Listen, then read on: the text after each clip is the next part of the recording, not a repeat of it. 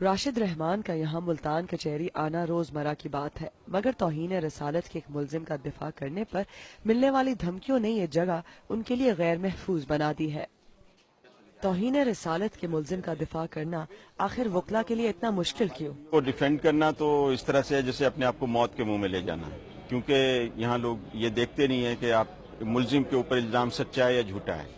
تو ایک ایسی سوسائٹی کے اندر جہاں بہت زیادہ ہجان ہے، بہت زیادہ عدم برداشت ہے، جہاں لوگ ایک دوسرے کو 50 روپے پہ بھی قتل کر دیتے ہیں، وہاں ایک اتنے بڑے الزام پر تو لوگ اس کو بھی مارنا چاہتے ہیں، اور اس کے اگر کوئی تحفظ کے لیے آگے بڑھے تو اس کو بھی مارنا چاہتے ہیں۔ ابھی یہ طے ہونا باقی ہے کہ جنید مجرم ہے یا نہیں، مگر ملک میں مذہبی سطح پر بڑھتی ہوئی عدم برداشت کے باعث ان کو ملنے والی دھمکیوں کی وجہ سے ان کا ٹرائل یہاں نیو سینٹرل جیل ملتان میں ہو رہا ہے۔ جنید پر الزام ہے کہ انہوں نے فیس بک پر ایک ایسا پیج بنایا ہے جس میں توہین آمیز مواد موجود ہے۔ عدالتی فیصلے سے پہلے ہی بظاہر جنید کے مخالف وکیل مطمئن ہے کہ فیصلہ ان کے حق میں آئے گا۔ تو آپ کیا چاہتے ہیں کہ جنید حفیظ کو سزائے موت ہو؟ میں نہیں چاہتا، ہر مسلمان یہ چاہتا ہے۔ اگر آپ مسلمان ہیں تو آپ بھی یہی چاہیں گے۔ شاید اسی سوچ کی وجہ سے راجن پور سے تعلق رکھنے والے جنید کے گھر والوں کو اپنے لیے وکیل ڈھونڈنے میں 4 ماہ لگے۔ جنید بہاؤالدین زکریا یونیورسٹی میں ایم فل کے طالب علم ہونے کے ساتھ ساتھ لیکچرر بھی تھے۔ وہ فل برائٹ اسکالرشپ پر امریکہ سے گریجویشن کر کے آئے تھے۔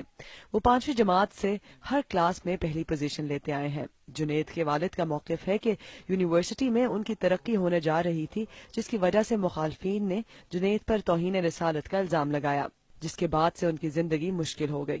میں 4 مہینے تک پھرتا رہا ہوں عدالتوں میں، مختلف وکلا سے ملا ہوں، اپروچ بھی کرائی ہے دوستوں کی، سینئرز کو مل کے بھی، لیکن کسی نے بھی حامی نہیں بھری۔ ایک وکیل نے کہا جی میں کوشش کروں گا، ان پہلی پیشی پہ آیا تو جناب پھر وکلا اکٹھے ہو گئے، اتنا انہوں نے پریشر بلڈ اپ کیا، وہی بیچارہ بھاگ گیا۔ بعض ماہرین کے مطابق ریاست کی کمزوری کے باعث معاشرے میں پیدا ہونے والے ابہام کی وجہ سے توہین رسالت کے قوانین پر بات کرنا تو کیا، بلکہ توہین رسالت کے نام پر قتل کرنے والے کو مجرم کہنا بھی جان لیوا ثابت ہو سکتا ہے۔ Iram Abbasi, BBC news, Multan.